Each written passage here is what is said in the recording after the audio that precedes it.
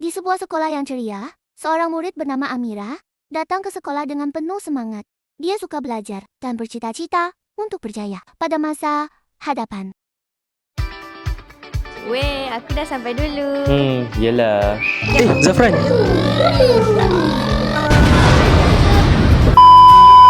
Woi, kau ni tak boleh bawa motor betul-betul ke? Itulah tu. Apalah. Janganlah marah. Dah. Jom masuk kelas.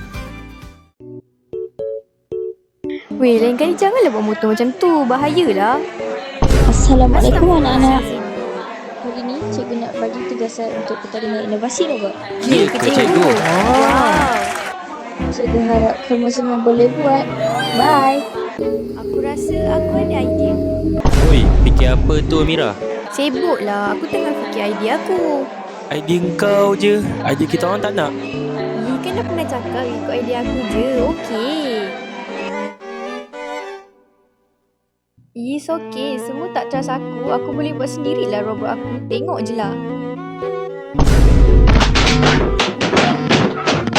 Nampak tak hasil robot ciptaan aku? Jadi kan?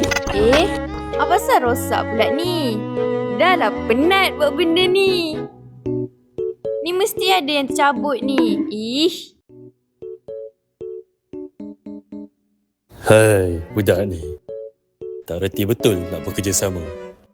Hai, memang kena bagi nasihat ni. A few moments later. Dari siang aku buat benda ni. Tak jadi-jadi pun. Penatlah macam ni. Kalau ikutkan hati aku, tak ada. Aku lagi bagus. Apa benda pula yang turun ni? Wahai Amira, akulah Dewira kunci kejayaan. Hamba nak cakap sedikit. Apa dia? Ilmu tanpa adab tidak akan membawa keberkatan. Amira, hormat orang lain. Kau rasa aku patut minta maaf ke dekat Haziq? Sebaiknya mencoba.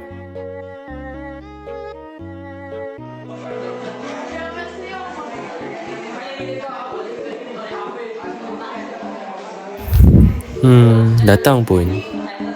Haziq, Zafran, aku nak minta maaf. Aku rasa kita patut campur idea kita. Tapi aku selfish. Tak apa, kita orang tak marah pun. Kau tak marah? Ya, dah, jom. Kita selesaikan. Jom. Tahniah kamu semua. Terima kasih cikgu. Kalau bukan sebab Zafran dengan Haziq, saya rasa saya tak boleh buat. Sama-sama.